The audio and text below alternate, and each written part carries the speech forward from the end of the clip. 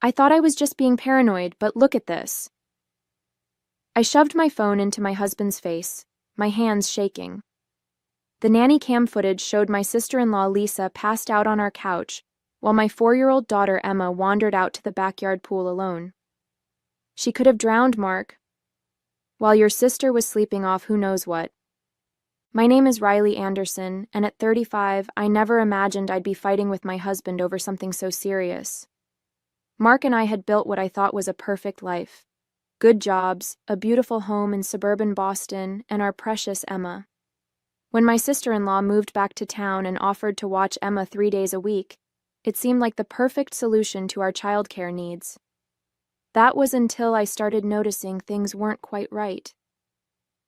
Lisa's going through a rough time, Mark said, running his hands through his hair. The divorce hit her hard. She probably just took a sleeping pill or something. I couldn't believe what I was hearing. A sleeping pill? While watching our 4-year-old? Emma was alone by the pool for 12 minutes before Lisa woke up. And what about the strange men she keeps bringing to our house during her babysitting days? Mark's face reddened. They're probably just friends helping her through this difficult period. Friends who raid our medicine cabinet? Who leave empty beer cans in our trash? Last week, Emma told me one of them was playing doctor with Lisa in our guest room, while she was supposed to be watching our daughter. The nanny cam had been my last resort. After weeks of finding evidence of Lisa's inappropriate behavior, empty wine bottles hidden in the trash, mysterious pills scattered under the couch, strange men's belongings left behind, I knew I needed proof. What I captured was worse than I imagined. I want her gone, I said firmly. No more babysitting. No more keys to our house. No more putting our daughter at risk. Mark shook his head. She's family, Riley. We can't just abandon her when she needs us. Maybe we can talk to her, set some ground rules. Ground rules? She left our 4-year-old alone by a pool. What if Emma had fallen in? What if... My voice broke as tears started falling. I can't believe you're defending her. After that argument, I started watching the nanny cam footage every evening after Mark went to bed. Each clip confirmed my worst fears. One afternoon, Lisa's friend Jake brought over questionable-looking pills. Another day, she left Emma alone in front of the TV for 3 hours while she napped upstairs. The final straw came when I spotted Lisa taking money from my purse, money I'd specifically counted that morning. I tried talking to my mother-in-law about it, hoping she might intervene. Oh dear, she said, stirring her coffee nervously. Lisa's always been a bit free-spirited, but she loves Emma, and with the divorce, it was the same excuse everyone in Mark's family used to justify Lisa's behavior. My own sister Kate was more direct. You need to get that woman out of your house, she said after I showed her some of the footage. If Mark won't protect Emma, you have to. This isn't about family loyalty anymore. It's about your daughter's safety. I thought about Emma, so innocent and trusting. She loved her Aunt Lisa, even though she'd mentioned things that made my skin crawl. Aunt Lisa's friend gave her special candy that made her sleepy, Emma had told me one day. She said, "Shh, don't tell." The next week, I started working from home on Lisa's babysitting days, claiming my company had changed their remote work policy. I installed more cameras, documented everything. The evidence kept piling up. Prescription bottles with other people's names, mysterious phone calls, Emma being left alone while Lisa disappeared into the guest room with various friends. My breaking point came during a family dinner at my mother-in-law's house. Lisa showed up 2 hours late, clearly under the influence of something. When Emma ran up to hug her, Lisa stumbled and nearly knocked her down. Everyone pretended not to notice. My mother-in-law quickly served dinner, Mark stared at his plate, and I sat there seething. That night, I confronted Mark again. This has to stop, I pleaded. She's not just hurting herself anymore. She's putting our daughter in danger. But he just shook his head and muttered something about family sticking together. I realized then that I was on my own. If Mark wouldn't protect our daughter, I would have to do it myself, even if it meant risking my marriage. I started gathering evidence methodically. Each day, I created detailed logs of Lisa's behavior, backed up the nanny cam footage to a secure cloud drive, and took photos of everything suspicious I found in my house. Kate helped me install motion sensors on our doors and windows, so I'd know exactly when people came and went. The notifications were endless. Lisa letting strangers in at odd hours, Emma being taken out without my permission, mysterious late-night visits. The situation came to a head when Emma developed a mysterious rash. The pediatrician found traces of an unknown medication in her system during routine blood work. When questioned, Emma mentioned that Aunt Lisa had given her special juice to help her take a nap. My blood ran cold. I called a family meeting at my mother-in-law's house. Mark's whole family was there. My mother-in-law, my father-in-law, Lisa, and Mark. I connected my laptop to the TV and played a compiled video of Lisa's worst moments, passing out while watching Emma, bringing strange men into our house, taking pills with them, leaving Emma unattended by the pool. "That's private," Lisa screamed, lunging for my laptop. "You had no right to film me." "I had every right to protect my daughter," I shot back. "Emma's blood work showed traces of sedatives. Want to explain that?" The room fell silent. My mother-in-law started crying. My father-in-law, usually so passive, turned to Lisa with shock on his face. Mark just sat there pale and silent. "It was just Benadryl," Lisa mumbled. "She wouldn't nap." I pulled out the lab results. "Try again. The doctor says it was prescription sedatives, the same ones you and your friends leave scattered around my house." My father-in-law finally spoke up. "Lisa, is this true? You drugged Emma?" "I needed her to sleep so I could rest. Do you know how hard it is watching a kid all day when you're going through a divorce?" I turned to Mark, who still hadn't said a word. "I'm done. Either Lisa goes or Emma and I do. Your choice." The silence that followed felt endless. Mark looked between his sister and me, tears in his eyes. But I wasn't backing down. Not this time. Not with Emma's safety at stake. 2 days after the family meeting, I came home from work early to find Lisa trying to get into our house. She had been fired from babysitting duties, and Mark had finally changed the locks, but there she was, pounding on our front door. When she saw me pull up, she started screaming. "You ruined everything. You turned my whole family against me." Her words slurred as she stumbled down our front steps. "It was fine before you came along. We took care of each other." I stayed in my car and called the police, recording everything on my phone. Lisa kept ranting, becoming more aggressive by the minute. She picked up one of Emma's garden toys and threw it at my car windshield. "My brother was happy before you. We all were. You think you're so perfect with your rules and your cameras and your stupid job." She grabbed another toy, Emma's favorite watering can, and hurled it across the yard. The police arrived just as she started trying to break our front window with a flower pot. They had to physically restrain her while she screamed about family betrayal and revenge. One of the officers found prescription bottles in her purse. None of them prescribed to her. My mother-in-law showed up as they were putting Lisa in the police car. She had been crying. I could tell by her smeared mascara. "I'll bail her out," she said quietly. "But she's going straight to rehab this time. No more excuses." Mark came home early when I called him about the incident. He stood in our driveway, watching the officers take statements from neighbors who'd witnessed everything. One elderly couple showed videos they'd taken of Lisa's meltdown. "I should have listened to you months ago," Mark said, his voice breaking. She's my little sister. I thought I could help her by giving her a chance, letting her be part of Emma's life. I never thought." I watched as the police car disappeared around the corner, my mother-in-law's car following close behind.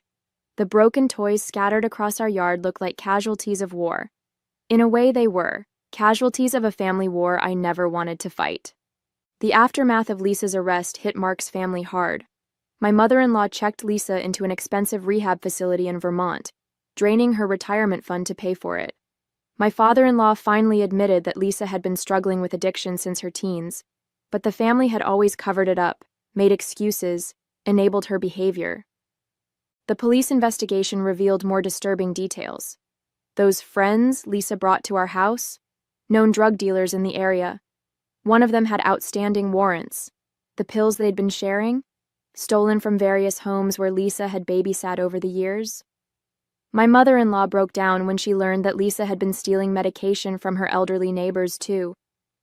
Emma started having nightmares. During play therapy sessions, she revealed things that made my blood boil. How Aunt Lisa's friends would sometimes stay while she napped. How they told her it was a big girl secret, not to tell Mommy about the special juice or the games they played. Each revelation felt like a knife in my heart. Mark fell into a deep depression. He blamed himself for putting Emma at risk, for not believing me sooner, for enabling his sister's behavior all these years. He started seeing a therapist, trying to understand why he'd chosen his sister's comfort over his daughter's safety. I kept thinking about when we were kids, he told me one night. How I was supposed to protect her. Our dad traveled all the time. Our mom was always at her charity events. Lisa only had me. I guess I never stopped seeing her as that little girl who needed my protection. The neighbors who'd witnessed Lisa's meltdown brought over food and offered support, but others in our community weren't so kind. Rumors spread. Parents at Emma's preschool stopped inviting her to play dates. One mom even pulled her daughter out of Emma's class, claiming she didn't feel comfortable after everything that had happened. My mother-in-law threw herself into research about addiction and enablement. She joined support groups, read every book she could find, and started counseling sessions with my father-in-law. Their perfect family facade had cracked, revealing all the rot beneath, but maybe that's what needed to happen for real healing to begin. Through it all, I kept thinking about the signs I'd ignored early on. The way Lisa would get defensive when I came home early. The strange excuses for Emma's unexplained bruises or missing toys. The times my intuition screamed that something was wrong, but I let myself be convinced I was overreacting. Never again, I promised myself. Never again would I let anyone make me doubt my instincts when it came to protecting my child. The real test came 6 months later when Lisa completed her rehab program. My mother-in-law hosted a small family dinner to celebrate, expecting everything to go back to normal. Mark and I agreed to attend, but Emma stayed with my sister Kate. Lisa looked healthier. Clear eyes, steady hands, no more slurred speech. She hugged everyone except me, which suited me fine. Throughout dinner, she kept talking about her recovery, her new job at a coffee shop, her plans to make amends with everyone she'd hurt. "I'd like to see Emma," she said finally, looking directly at me. "I know I messed up, but she's still my niece. I miss her." The table went silent. My mother-in-law reached for Lisa's hand, ready to support whatever she wanted. My father-in-law studied his plate. But before I could respond, Mark spoke up. "No," he said firmly. "You're my sister, Lisa, and I'm glad you're getting help. But you lost the privilege of being in Emma's life when you put her in danger. That's not something we can just forget because you're sober now." Lisa burst into tears. My mother-in-law started to protest, but Mark cut her off. "Mom, stop. We can support Lisa's recovery without putting my daughter at risk again. Emma's safety comes first. She's 4 years old. She doesn't need to be part of Lisa's amends program." I squeezed Mark's hand under the table, proud of him for finally standing firm. Lisa ran from the room, my mother-in-law following close behind. My father-in-law just nodded slowly, looking relieved that someone had finally said what needed to be said. In the car ride home, Mark was quiet for a long time. Finally, he turned to me. "I had this moment during dinner," he said. "Lisa was talking about her progress, and all I could think about was Emma's blood test results. How do you forgive someone for drugging your child?" "Maybe you don't," I replied. "Maybe some things aren't forgivable." "Mom thinks we're being cruel, that family should stick together no matter what. But Emma is our family too. She's just a little girl who trusted her aunt and got hurt because of it." I thought about Emma, safe at Kate's house, probably covered in cookie dough and watching Disney movies. She hadn't asked about her Aunt Lisa in months. The nightmares had finally stopped. Some kinds of healing could only happen with distance. A year passed. Emma started kindergarten, making new friends and slowly forgetting the trauma of her time with Lisa. Mark and I moved forward too, though the ripple effects of Lisa's actions touched every part of our lives. We installed a better security system, carefully vetted our new babysitter, and never left Emma alone with anyone from Mark's family, even my mother-in-law. The family dynamics shifted permanently. Holiday gatherings became awkward affairs, with Lisa's absence hanging over every conversation. My mother-in-law tried to play peacemaker, constantly updating us about Lisa's progress in her recovery program. She's got her 6-month chip, or she's sponsoring other addicts now, as if these achievements should erase what happened to Emma. My father-in-law surprised everyone by becoming our strongest ally. He started attending therapy himself, working through his guilt about ignoring Lisa's addiction for so many years. During one Sunday dinner, he pulled me aside. I enabled her just like everyone else, he admitted. Every time she got in trouble, I threw money at the problem, paid off her debts, hired lawyers, funded her fresh starts in new cities. I thought I was helping, but I was just making it easier for her to avoid consequences. The hardest part was watching Emma process everything in her own way.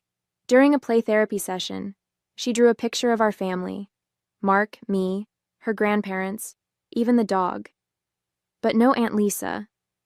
When the therapist asked about it, Emma shrugged and said, "Auntie Lisa was not nice.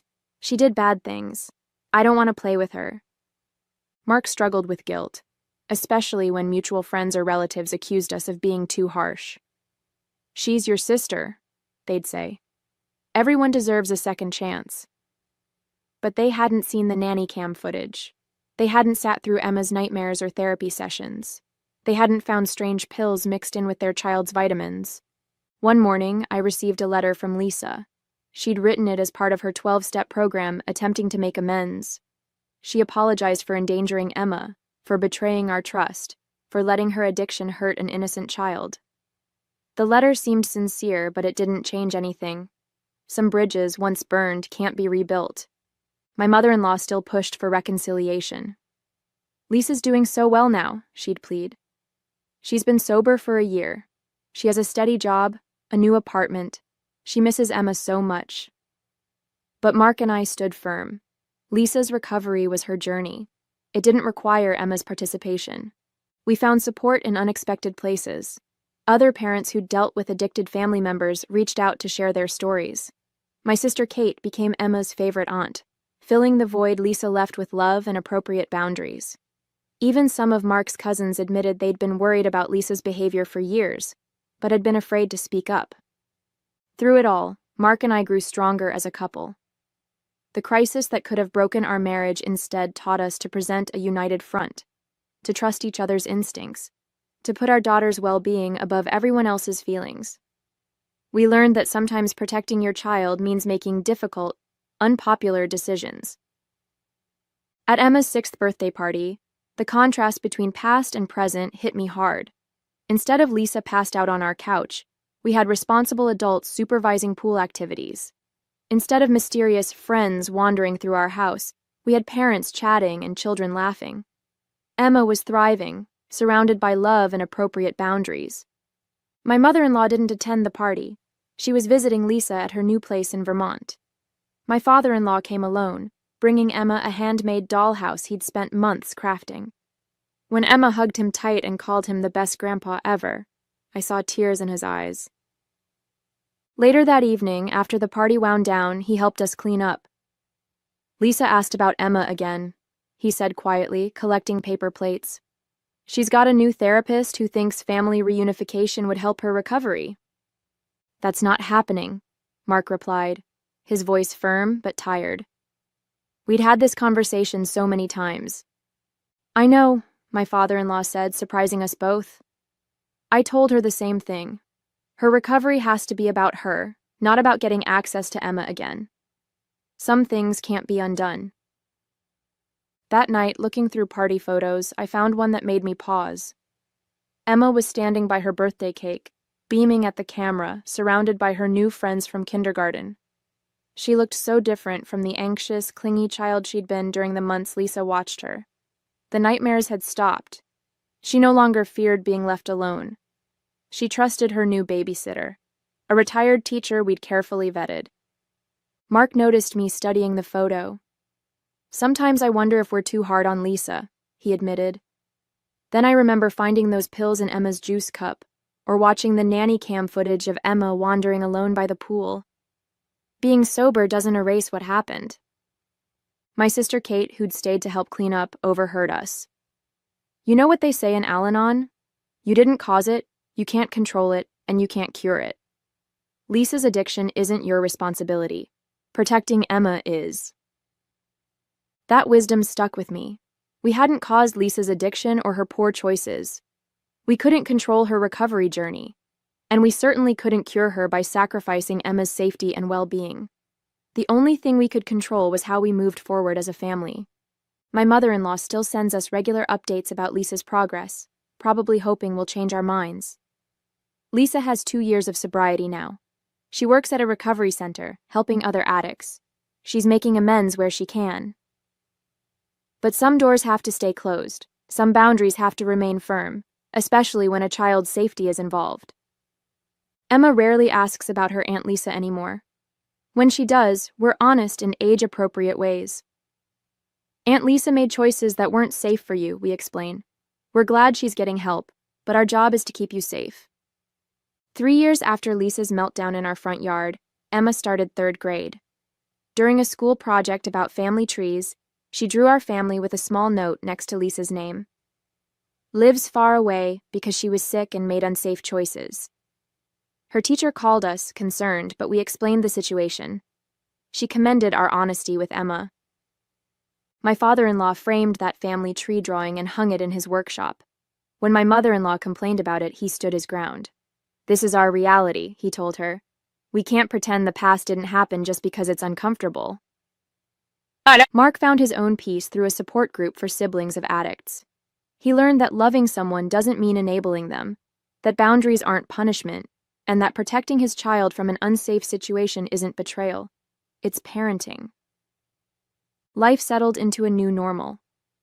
We created traditions to replace the old ones that revolved around Lisa.